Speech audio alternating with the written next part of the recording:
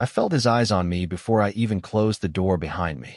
The office was too quiet for a Monday morning, the kind of silence that made every sound feel louder than it should be, my heels clicking against the polished floor like a countdown. I couldn't stop, and I told myself it was just nerves, just another day in a job I couldn't afford to lose. But then I saw him, standing by the window with the city stretched out behind him like it belonged to him. 6 feet plus of controlled stillness in a perfectly tailored charcoal suit, his reflection faint in the glass, his attention not on the skyline but on me, specifically on me, and the way his gaze moved, slow, deliberate, assessing, made my pulse stumble in a way that had nothing to do with professionalism. I adjusted the folder in my hands, forced my shoulders back, reminded myself that I was Emily Carter, executive assistant, not some girl who got intimidated by a look. But then his voice cut through the air, low and sharp. Who told you to dress this daring? And for a second, I didn't understand the question, didn't understand why it sounded less like a comment and more like an accusation. I glanced down instinctively, at the pencil skirt I'd worn a dozen times before, at the blouse that met every company guideline, at the outfit I'd chosen because it was safe, appropriate, invisible. But under his gaze, it suddenly felt like none of those things. Like it had crossed a line I didn't know existed. I swallowed, lifted my chin, met his eyes even, though every instinct told me not to. I dressed for work, I said, keeping my voice steady. Not for you. The words came out before I could soften them, and something flickered in his expression, not anger exactly, not surprise either, something darker, quieter, like a shift in control I didn't understand. He took a step closer, and the air changed, not in a dramatic way. Just enough that I noticed the space between us shrinking, the weight of his presence becoming harder to ignore. That's the problem, he said, almost to himself, his gaze dropping for a second before returning to my face, and I hated the way my body reacted, the way my breath caught, the way my fingers tightened around the folder like it could anchor me. This wasn't supposed to happen, not here, not in an office where everything had rules and boundaries and clear lines you didn't cross.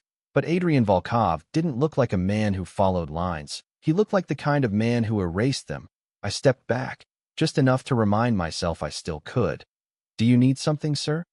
I asked, forcing the moment back into something professional, something manageable.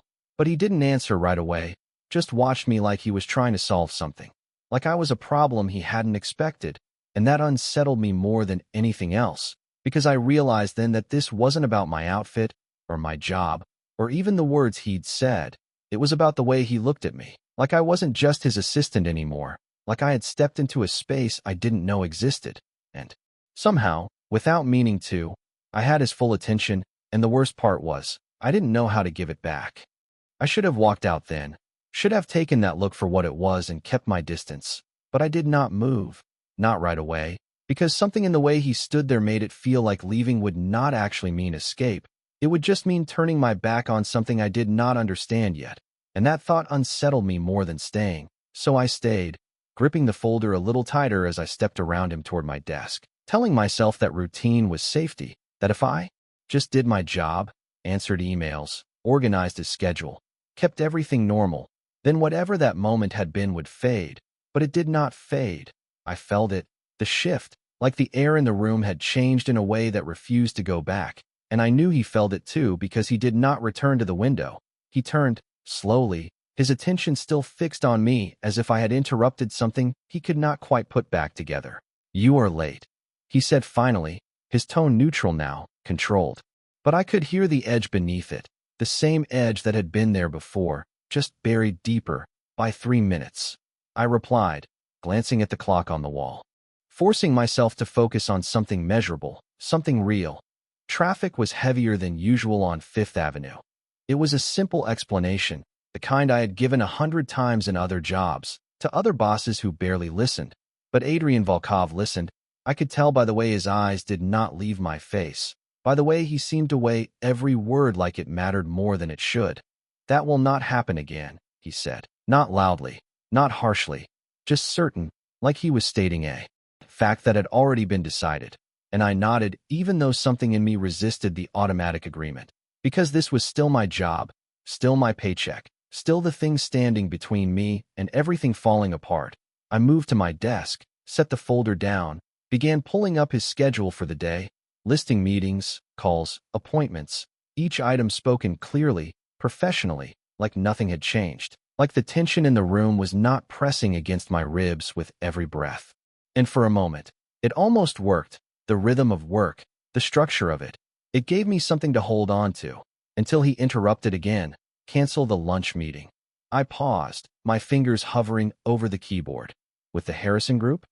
I asked, turning slightly in my chair. That deal has been in negotiation for weeks. It was not my place to question, I knew that, but it slipped out anyway, because it did not make sense, because nothing about this morning made sense. Cancel it. He repeated, his voice quieter this time, but heavier, and I hesitated just long enough for him to notice, for his gaze to sharpen in a way that made my stomach tighten.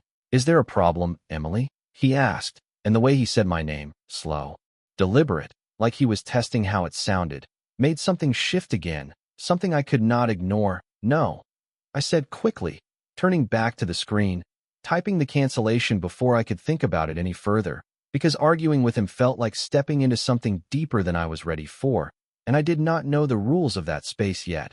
I did not know how far he would go, or how far I should. The email sent, the meeting erased, and the silence returned, thicker now, heavier, until I felt him move again, felt him step closer without needing to look. You will come with me instead, he said, and I froze, just for a second, because that was not part of my job description, not officially, not in any way that had been discussed. Where? I asked, keeping my voice, even though my pulse had started to climb again. You will see, he replied, and when I finally turned to face him, really face him, I realized this was not about work anymore, not entirely, and whatever line had existed before, it was already gone. The ride down to the lobby felt longer than it should have. Even though the elevator moved smoothly, silently, the kind of quiet that made every small movement feel louder, my breathing, the faint rustle of fabric when I shifted my weight, the subtle awareness that he was standing just behind me, close enough that I could feel the presence of him without actually touching, and I kept my eyes forward, fixed on the brushed metal doors, because looking at him again felt like giving him something. I was not ready to give. You did not ask if you were available, I said finally, the words slipping out before I could stop them, because I needed something normal, something that sounded like a boundary, like I still had one, and there was a pause, just a second, before his voice came, calm and certain. You are. Not a question, not even an assumption, just a decision already made, and I pressed my lips together, swallowing whatever response I had been about to say, because arguing in an enclosed space with a man like Adrian Volkov did not feel like a battle I could win. The doors opened with a soft chime, and the lobby came into view, all glass and marble and quiet wealth, people moving in measured steps, conversations kept low, and yet when he stepped out, everything shifted. I saw it happen, the way heads turned just slightly, the way conversations paused without fully stopping, the way people made space without being asked, and I followed a step behind, trying not to think about the fact that I was now part of that space he carried with him. Outside, a black car waited at the curb, polished to a mirror finish, the driver already stepping forward to open the door, and I hesitated for half a second, just long enough to notice how natural all of this was for him, how practiced, how expected, while for me it felt like stepping into someone else's life. Get in, he said, not unkindly, but with that same quiet authority that left little room for hesitation, and I did, sliding into the seat, the leather cool against my skin, the city moving around us as the car pulled away. I kept my hands folded in my lap, trying to ground myself, to remind myself that this was temporary, just a task, just another extension of work. But the silence inside the car felt different from the office, heavier somehow, more intentional, and after a minute, I could not ignore it anymore. Where are we going? I asked, turning slightly toward him, and he did not look at me right away. His gaze fixed out the window as buildings passed in a blur. A meeting, he said, and I let out a quiet breath, because that was expected, that made sense. But then he added, you will stay close, and something in the way he said it made my chest tighten. That is not usually required for administrative staff, I replied carefully, choosing my words with more precision this time. because I had learned already that he listened, that he noticed everything, and his eyes shifted then, finally meeting mine, steady and unreadable. "Today it is," he said, and there it was again, that feeling, like the rules were changing around me without warning, without explanation, like I was being moved into a role I had not agreed to, and I should have pushed back, should have insisted on clarity, on boundaries, but instead I nodded, because part of me understood something I could not fully explain yet, that this was not just about work. Not anymore. The car slowed as we approached a building I did not recognize, tall and modern, its glass exterior reflecting the late morning sun, and as we pulled to a stop, I caught my reflection in the window, my posture too stiff, my expression too controlled, like I was trying to hold everything in place. "Remember," he said quietly, just before the door opened, his voice lower now. "Closer. Do not draw attention." And I almost laughed at that, because it felt like the opposite of everything that had already happened, like I had been standing under a spotlight since the moment I walked into his office. But I did not laugh. I just stepped out of the car, into a world that clearly knew him. And as the doors opened and people turned to look, I realized something that made my pulse spike all over again. It was not just him they were noticing this time. It was me. The moment we stepped inside, I felt it. The shift in the room, like a quiet ripple that started at the door and spread outward. Subtle but unmistakable. Conversations lowering, movements slowing just enough to acknowledge his presence without making it obvious. And I stayed half a step behind him like he had instructed, even though no one had said it out loud, even though no rule had been written. Because somehow I already understood that this was the safest place to stand, close enough to be under his protection, far enough to not draw the wrong kind of attention. But that balance was fragile, and I felt it slipping the second a man across the room looked at me for too long. It was not inappropriate, not overt, just a glance that lingered a second past polite interest, and I tried to ignore it, focused instead on the details around me, the polished floors, the low hum of conversation. The way everyone here seemed to operate on an unspoken code I had not learned yet, until Adrian stopped walking, not abruptly, not dramatically, just enough that I almost stepped into him, and I caught myself at the last second, my breath catching as I adjusted my distance. "Stay here," he said quietly, not looking at me, his attention already shifting to the group approaching us. Men in tailored suits, their expressions composed, their movements controlled, the kind of people who understood power without needing to show it. Introductions were made, names I did not recognize but knew I should remember. Hands were shaken, deals were implied in the space between words, and I stood there, silent, observing, exactly as he had instructed, until I felt it again, that same gaze from earlier, the same man now. Closer, his attention returning to me with a curiosity that made my skin tighten. I shifted slightly, trying to make myself smaller without appearing uncomfortable, but it did not go unnoticed, not by Adrian. I saw it in the way his posture changed, barely perceptible, the slight tension in his shoulders, the way his voice, still calm, lost a degree of warmth when he responded to something one of the men said, and then, without breaking the conversation, without drawing attention, he moved, just a step, just enough to place himself between me and that line of sight. And it was subtle, so subtle that no one else reacted, but I felt it like a wall being placed in front of me, firm, deliberate, unyielding. My pulse picked up, not from fear, but from the realization of what it meant, that he had noticed, that he had decided, without a word, that it was something worth blocking. The conversation continued, business discussed in measured tones, but I could not focus on the details anymore, not when I was standing in the shadow of a man who controlled a room without raising his voice, not when I could feel the quiet intensity of his presence so close. And then it ended, just like that. Agreements made, hands shaken again, the group dispersing with polite nods and quiet respect, and I exhaled without realizing I had been holding my breath. But before I could step back, before I could regain the space I had lost, his hand brushed lightly against my arm, not enough to stop me, just enough to guide, and the contact was brief, controlled, intentional. "You are drawing attention," he said under his breath, his voice low enough that no one else could hear, and I blinked, caught off guard by the contradiction. "You told me not to," I replied, my voice just as quiet, my confusion slipping through despite my effort to stay composed. And for the first time since we had entered, he looked directly at me. Really looked, his eyes sharp, assessing something unreadable, flickering beneath the surface. "I did," he said, his tone softer now, but no less certain. "And yet here we are." And I did not know what that meant, did not know if it was a warning or an observation or something else entirely, but I felt it settle in my chest like a truth I had not agreed to yet, that whatever this was, whatever line I had crossed without realizing, there was no easy way back. And as we turned to leave, the weight of his attention followed me, steady, unrelenting, like a decision had already been made and I was just now catching up to it. The drive back should have felt like relief, like the end of something I had survived, but it did not. It felt heavier somehow, like whatever had started in that room had followed us into the car and settled into the space between us, quiet and unresolved.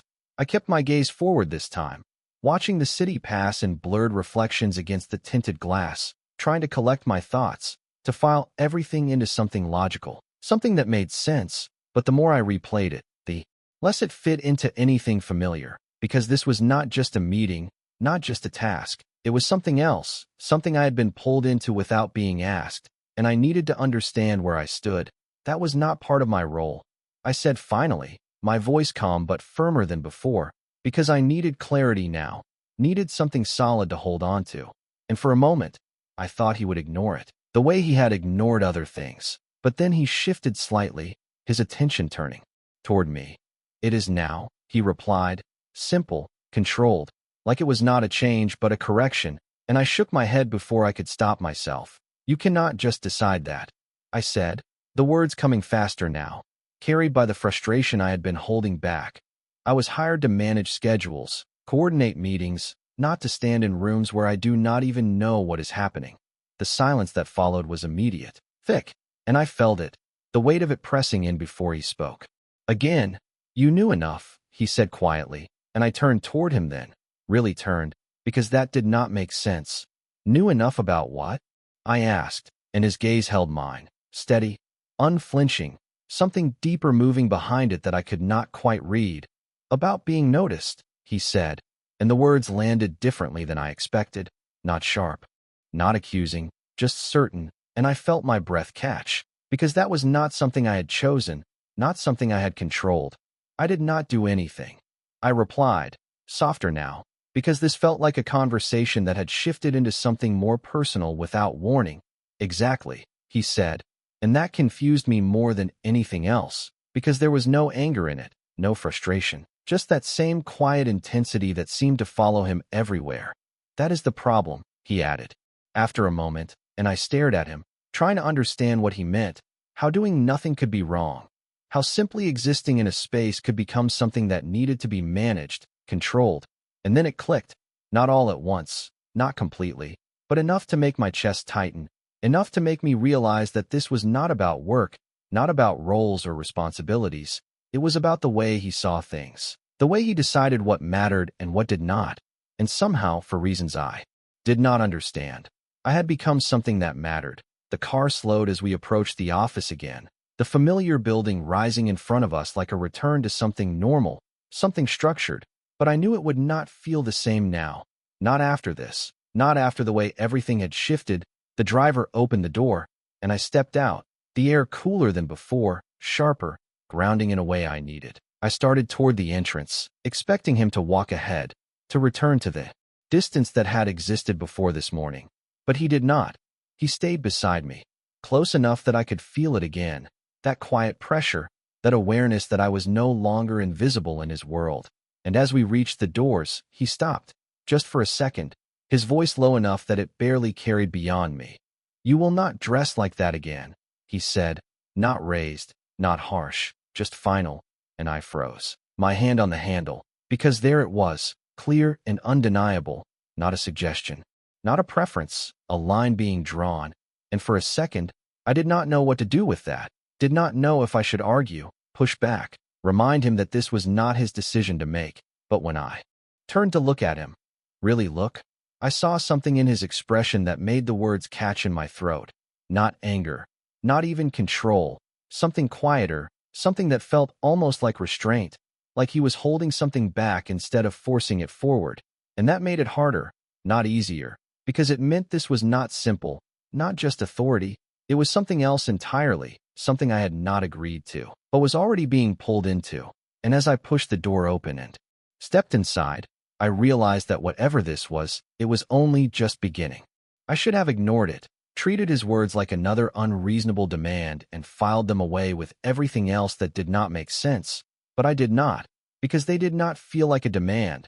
They felt like something else, something heavier, something that stayed with me long after I sat back down at my desk and pulled up his schedule again, trying to force the day back into structure, into something predictable, but it would not settle. My focus slipping every few minutes as I replayed. The way he had said it, the way he had looked at me, not angry, not even controlling in the way I expected, just certain, like he had already decided something I had not agreed to yet. And that thought made it impossible to concentrate. I adjusted the hem of my skirt without thinking, the same movement I had made earlier, and this time I caught myself, my hand stilling halfway through, because suddenly I was aware of it, aware of how he had noticed, how everything about me seemed to be under a level of attention I was not used to. The sound of his office door opening pulled me back, and I straightened automatically, eyes shifting to him as he stepped out, his expression unreadable, his presence filling the space like it always did, and for a second, neither of us spoke, the silence stretching just enough to feel intentional. "Reschedule the Harrison group," he said finally, his tone back to business, controlled, as if the earlier conversation had never happened, and I blinked, caught off guard by the shift. "For when?" I asked, my voice steady again, falling into routine. "Tomorrow," he replied, already moving past me toward the conference room, and I nodded, fingers moving across the keyboard, typing the email, confirming the time, anchoring myself in something familiar, something I understood. But even as I worked, I felt it again, that awareness, that sense that the dynamic had changed in a way I could not undo. The rest of the morning passed in a blur of tasks, calls, adjustments, small decisions that normally would have filled my attention completely. But today, everything felt slightly off, like I was operating half a step behind where I should be. And then it happened again, subtle, almost unnoticeable, but I caught it this time. The way someone from accounting paused a second too long near my desk, the way their eyes flicked over me before they moved on, and I felt it, that same discomfort, that same awareness that I was being seen in a way I had not chosen, and without thinking, I glanced toward his office. The door partially open, his silhouette visible inside, and I hated that instinct, hated that my first reaction was to look for him, like he had already become something I relied on without permission.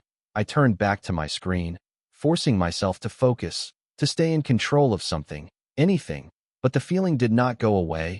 It lingered, building quietly until I pushed my chair back and stood, my decision made before I could overthink it.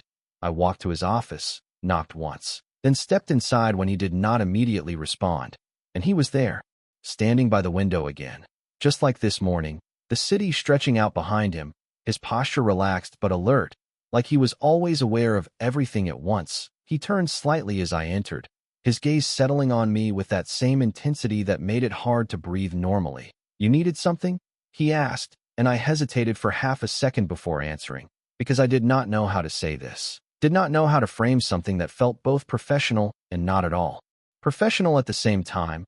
"This is not working," I said finally, my voice quieter than I intended but steady enough, and his expression shifted, just slightly, not surprised, not defensive, just attentive, like he had expected this. "Explain," he said, and I took a breath, grounding myself before continuing. "Whatever this is." I gestured lightly between us, careful not to let the movement feel too personal. "It is affecting my work. People are noticing. I am noticing, and I cannot do my job properly if I do not understand what you expect from me." The words came out clearer than I expected, sharper, because they had been building all morning. And for a moment, he said nothing, just watched me, his gaze steady, thoughtful. And then he stepped closer, not enough to invade my space, but enough to make the distance between us feel smaller, more intentional.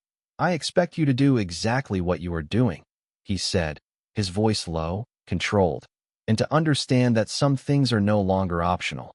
And my breath caught, because that was not an answer, not really. It was something else, something that felt like a line being drawn again, but this time deeper, more permanent.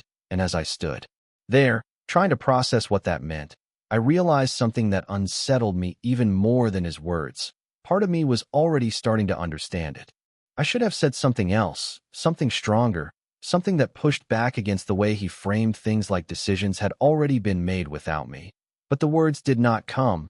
They stayed somewhere between my thoughts and my voice, caught in the space where logic met something I could not quite explain, because the truth was, part of me understood exactly what he meant, and that was the part that unsettled me the most. I held his gaze for a second longer than I should have, then stepped back, creating distance that felt necessary even if it did not fully restore anything.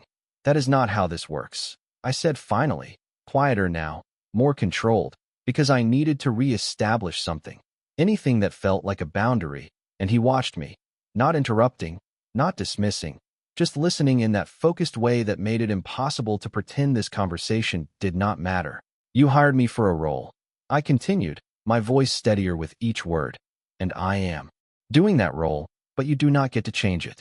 Without explanation, without agreement, there was a brief silence after that, not tense, not confrontational, just still, like the room itself was waiting to see how he would respond. And then he exhaled slowly, the smallest shift in his posture that I would have missed if I had not been watching so closely. You think this is about your job, he said, his tone softer than before, and something about that made my chest tighten, because it sounded less like a correction and more like a realization, is it not? I asked, even though I already suspected the answer, and he stepped closer again, not aggressively, not forcing, just closing the space in a way that felt deliberate, intentional. It started that way, he replied, his eyes steady on mine, and there was something different in them now, something less guarded, more honest than anything I had seen from him so far. But it is not anymore. The words landed heavier than I expected, not because they were loud, but because they were quiet, certain, like a truth he had already accepted. And I felt my breath catch again, because that shifted everything.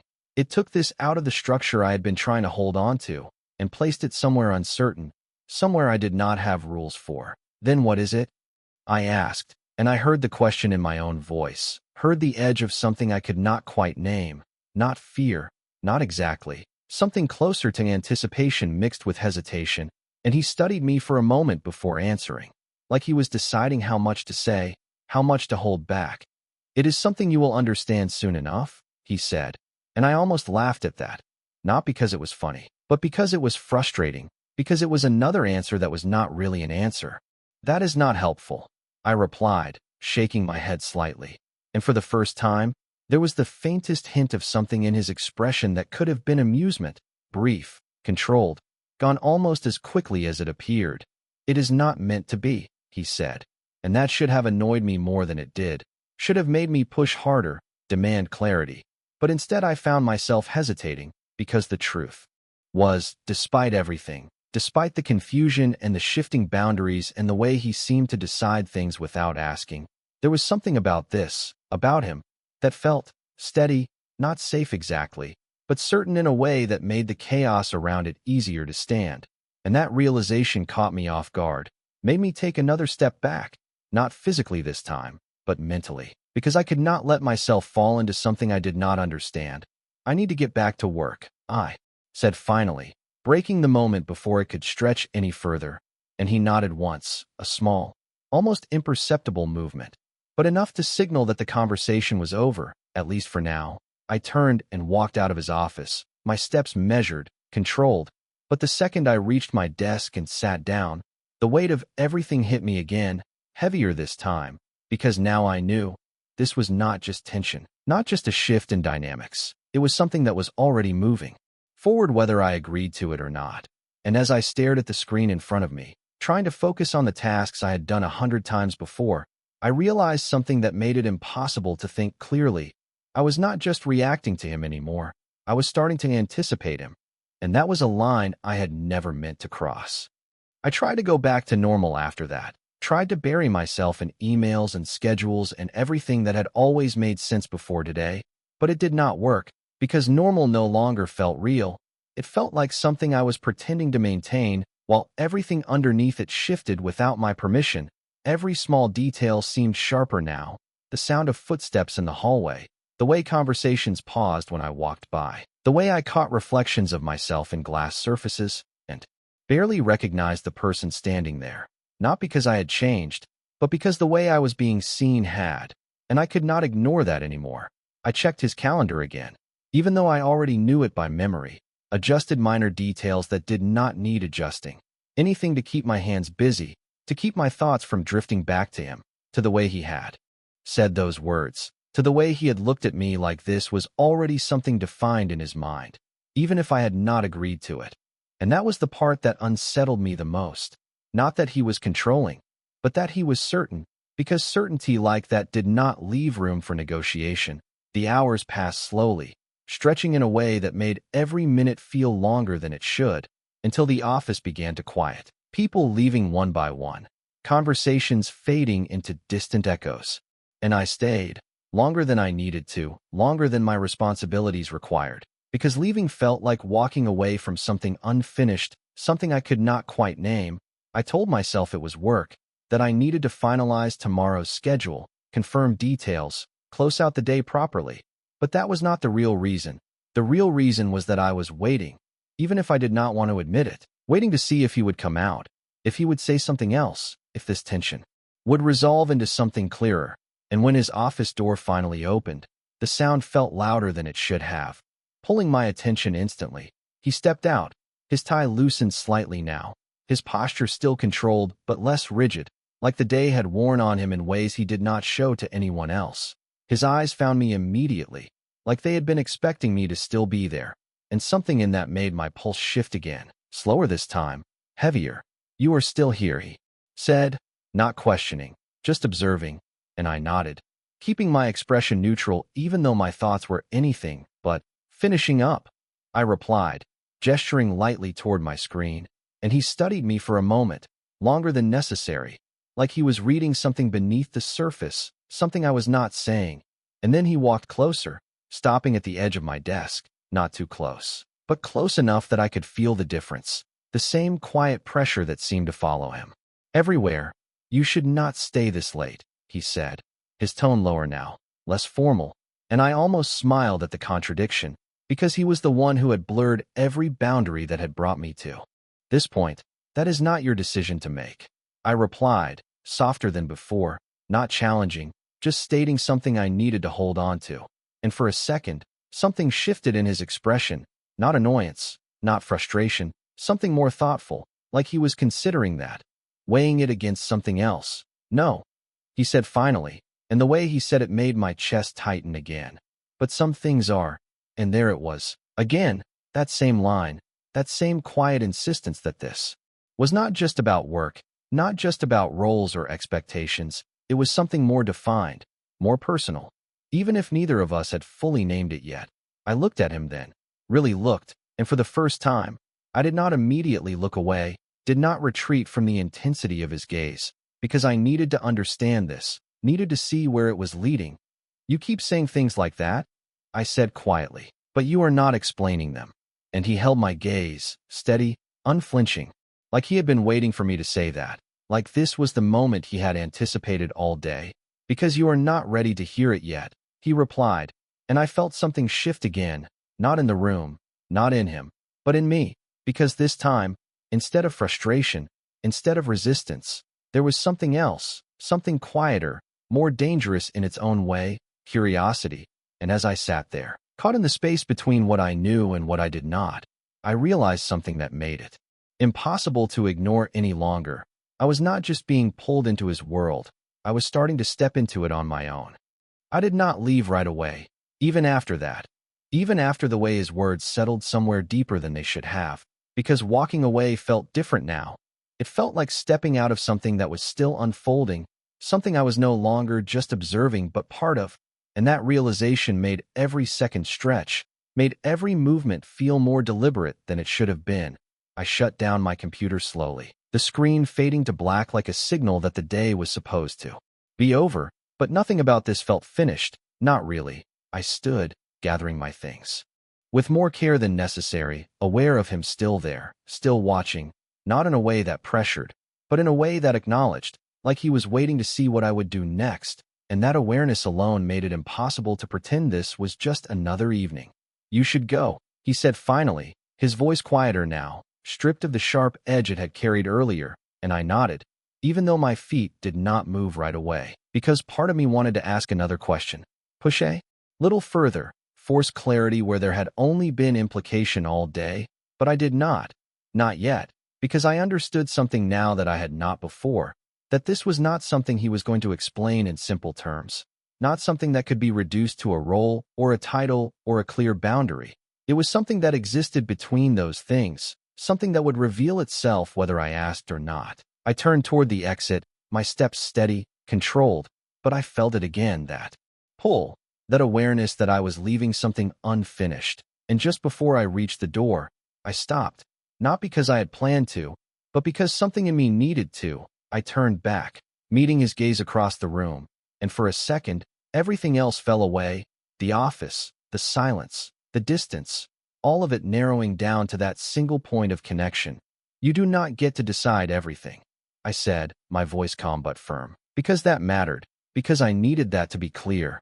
And he did not react immediately, did not argue, did not dismiss it. He just watched me, that same steady, focused attention that made it impossible to look away. And then, slowly, he nodded once, not in agreement, not entirely, but in acknowledgement, like he understood the line I was trying to hold, even if he did not intend to stay behind it. "No," he said, his voice low, measured, "but I decide what I do not ignore." And the words landed differently than anything else he had said, not controlling, not even possessive in the way I had expected, just honest, in a way that made it harder to push back against. Because it was not about rules, it was about focus, about attention, about choice, and I felt something shift again, something quieter this time, not resistance, not confusion, something closer to acceptance, not of him, not completely, but of the fact that this was happening, that whatever this was between us, it was no longer avoidable. I held his gaze for 1 second longer, then turned and walked out, the hallway cooler, emptier, the sound of my steps echoing softly as I made my way to the elevator. And when the doors closed behind me, I finally exhaled, the tension leaving my shoulders in a slow release I had not realized I needed. But even then, even alone, I could still feel it, that presence, that awareness, like something had followed me out of that office and settled somewhere under my skin. And as the elevator descended, carrying me back down to a world that suddenly felt smaller, simpler, I realized something that made my heart beat just a little faster. This was not over, not even close. Because for the first time, I was not just reacting to him anymore. I was starting to understand him. And that was the moment everything truly began.